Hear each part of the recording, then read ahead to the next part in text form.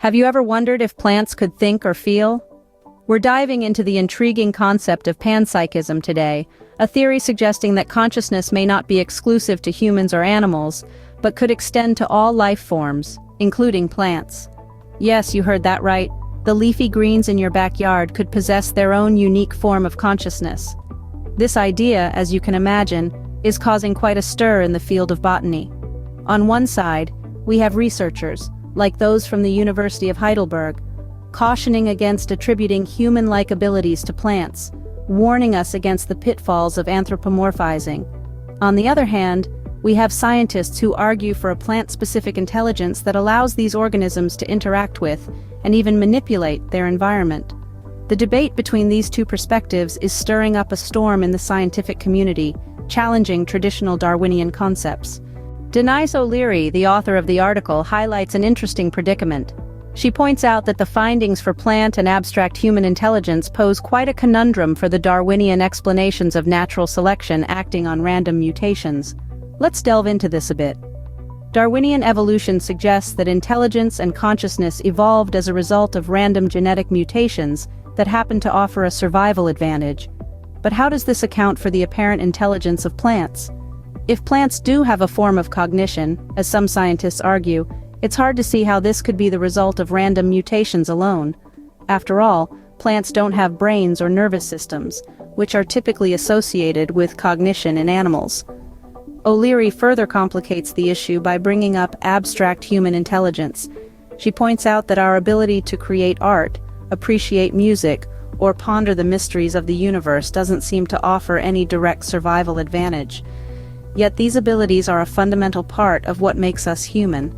How can Darwinian evolution, which is all about survival and reproduction, explain these aspects of our intelligence?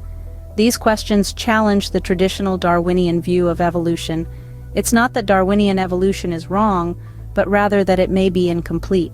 It seems to struggle to explain certain aspects of intelligence and consciousness, both in humans and in other forms of life. This is where the concept of panpsychism comes in. This view proposes that all life forms, including plants, have some level of consciousness. If true, this could revolutionize our understanding of intelligence and consciousness in the natural world. It could mean that intelligence is not just a product of evolution, but a fundamental aspect of life itself. If plants do possess a form of intelligence that allows them to manipulate their environment, how does that fit into our Darwinian understanding of evolution? We may need to expand our understanding to accommodate these new findings. As in all areas of science, it's important to follow the evidence where it leads, even if it takes us to places that challenge our current beliefs.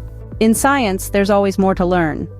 And that's the beauty of the pursuit of understanding.